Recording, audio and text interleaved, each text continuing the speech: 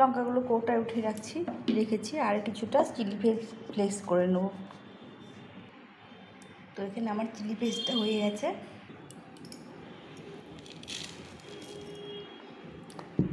তো এইভাবে chilli paste বানিয়ে নিলাম আর কিছুটা কৌটায় উঠিয়ে রাখলাম। তো আমাদের এই লঙ্কাগুলো যখন একটু নষ্ট হওয়ার মতো সম্ভাবনা হবে, তোমরা এইভাবে করে চিলি পেস্ট বানিয়ে নিতে পারো।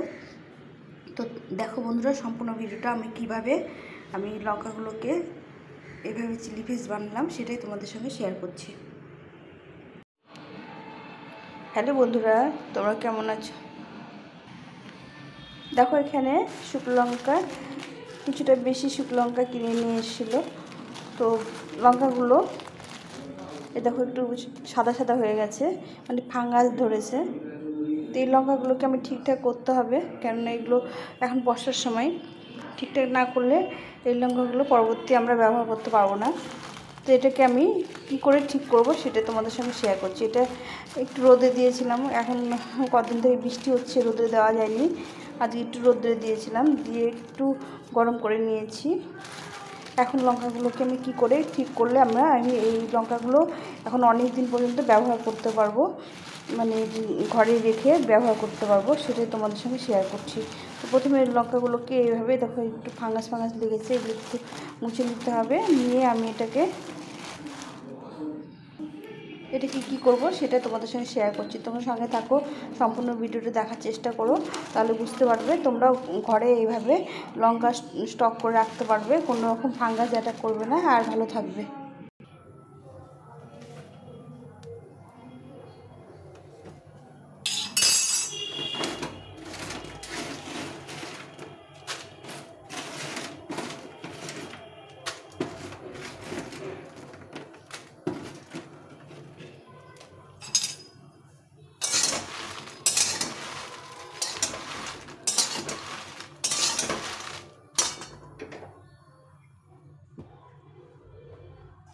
সাউন্ড কমাতে বললাম না, সাউন্ডে কিছু শোনা যায় না। এই ভিডিওর মধ্যে হলে ওই শব্দটাই আসে, গাড়ির শব্দ আসে, সাউন্ডে টিভির শব্দ আসে।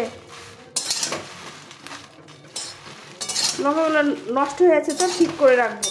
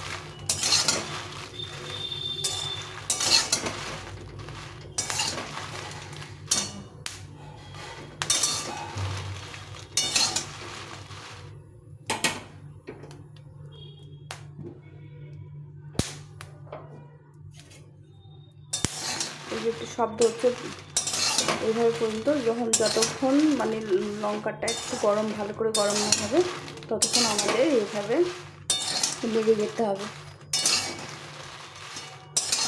একটু ভালো করে গরম করে নিতে হবে।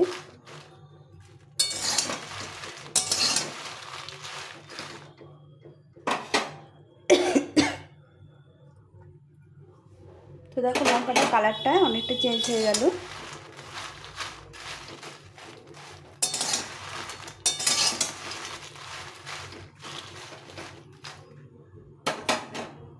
এখন আমি কি করব, এটাকে একটু ঠান্ডা করে নেব, হালকা একটু ঠান্ডা করে নেব।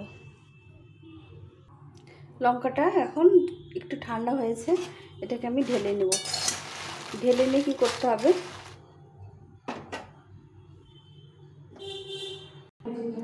এখন আমি একটু সরিষার তেল নিয়েছি, এই যে হাতের মধ্যে নিয়ে লঙ্কাটাকে ভালো করে মেখে নিতে হবে।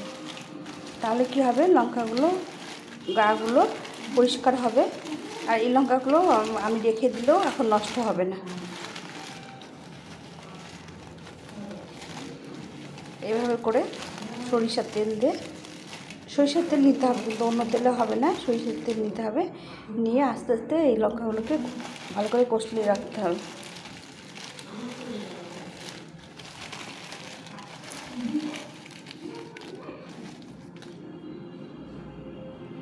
গায়ে যে ফাঙ্গাসগুলো লেগেছে এগুলোকে ছাড়িয়ে নিতে হবে। দেখো এগুলো, এই দেখো লঙ্কাগুলো ভেতরে এখনও ভালো আছে, কতগুলো একটু কালো হয়েছে, কিন্তু বেশিরভাগ লঙ্কাই ভালো আছে, তোমাদের দেখাচ্ছি। তো এগুলো এরকম করে স্টোর করে রেখে দিলে, আর এই দেখো এগুলো ভালো আছে, এরকম করে স্টোর করে রেখে দিলে আর এই লঙ্কাগুলো চট করে নষ্ট হবে না। তো বন্ধুরা, তোমাদের ভিডিওটা কেমন লাগলো, যদি ভালো লেগে থাকে তাহলে লাইক কমেন্ট শেয়ার করো, আর নতুন বন্ধুরা অবশ্যই সাবস্ক্রাইব করে পাশে থেকো। তো আজকে আমি কোনো রান্নার ভিডিও দিলাম না, আজকে আমি এই টিপসটা তোমাদের সঙ্গে শেয়ার করলাম যে ঘরে যদি বেশি লঙ্কা নিয়ে আসা থাকে, এখন বর্ষার দিন, তাহলে লঙ্কাগুলো কী করে স্টোর করব। তো বন্ধুরা দেখো কতটা লঙ্কাগুলো চকচকা হয়ে গেছে, আর এই লঙ্কাগুলো এখনও চট করে নষ্ট হবে না। এখন আমি যে কোনো একটা জারের মধ্যে রেখে দিচ্ছি। তো এইভাবে করে যদি রেখে দেওয়া যায় তাহলে আমরা এটা ভালোভাবে ব্যবহার করতে পারবো। এইভাবে করে আমরা স্টোর করে রেখে দিতে পারবো।